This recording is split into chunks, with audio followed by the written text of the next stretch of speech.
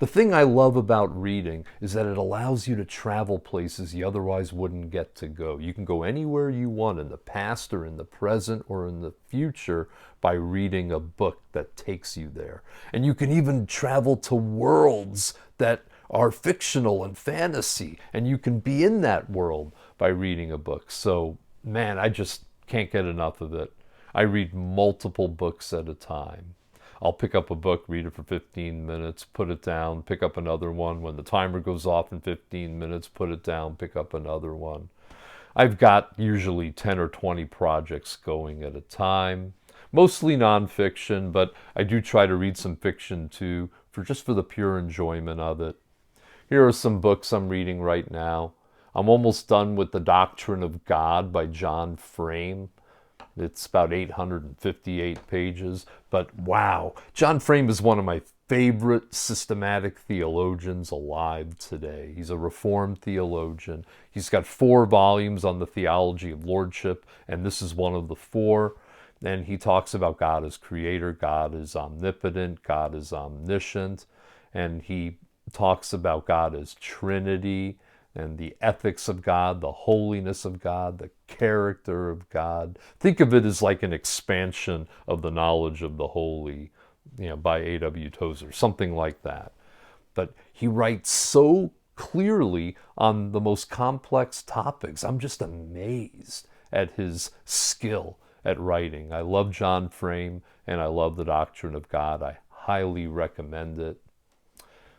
Also, the Moody Handbook of Messianic Prophecy. There's a chapter in there discussing all the significant Messianic prophecies. There's a chapter on Psalm 22, a chapter on Isaiah 53, a chapter on Psalm 40, Genesis 3, Deuteronomy 18, Isaiah 7, Isaiah 9, Hosea 11, Malachi 3. You name it, it's all there, and it's all different evangelical Hebrew Bible scholars. They do a fabulous job, written very clearly.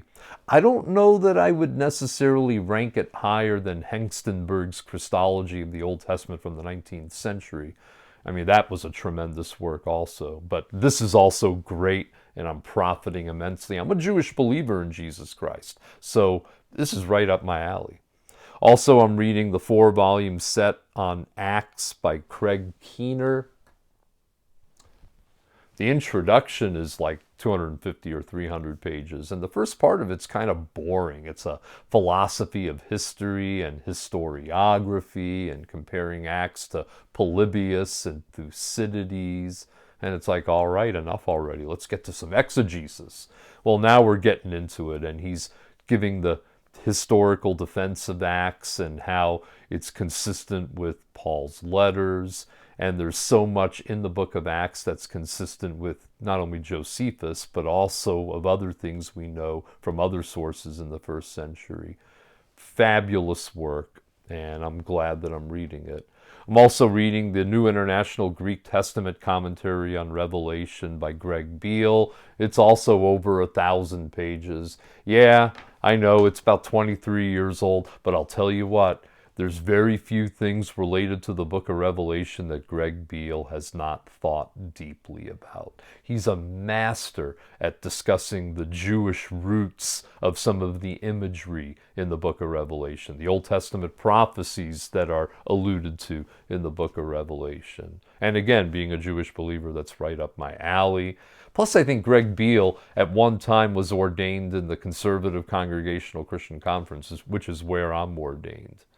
So I'm really liking it. I'm also reading Church History in Plain Language, the 5th edition, and that is by Bruce Shelley, who actually passed away about 5 years ago, so his son is the editor of the 5th edition, but he does a great job of adding a few extra chapters in there. It's written at a very basic English language, so junior high age kids could read Church History in plain language.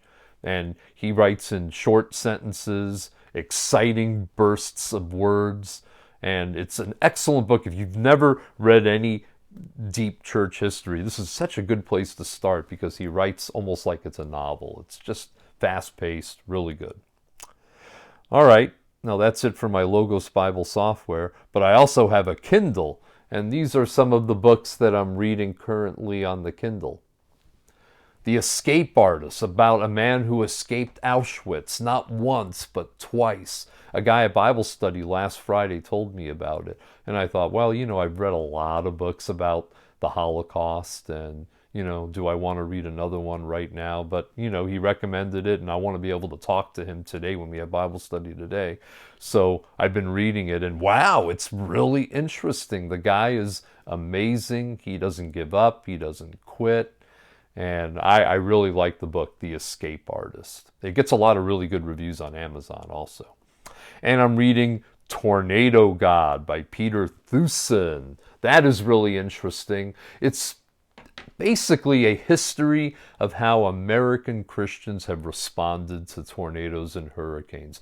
Why does God let tornadoes happen? Why did he let these kids die in that tornado? Why did God allow a hurricane over here to happen?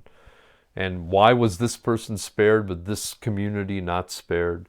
It gets deep into the weeds on that discussion.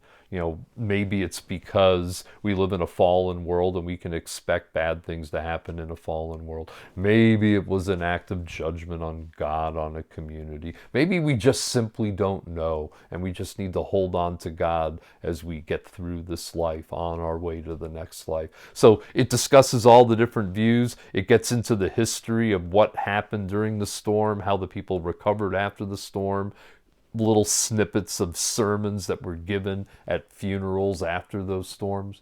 I'm really interested in the book. I was really fascinated with tornadoes when I was a kid. I grew up in Cincinnati, Ohio for 6 years, and you heard the tornado sirens go off occasionally in Cincinnati in the spring and summer months. It used to scare the jeebers out of me, and I'd go hiding in the basement.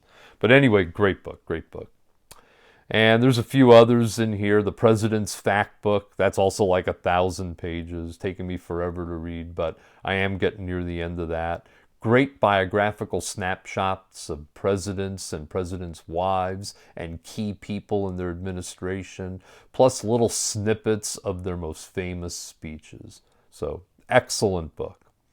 How We Die, Reflection on Life's Final Chapter by Sherwin Nullard.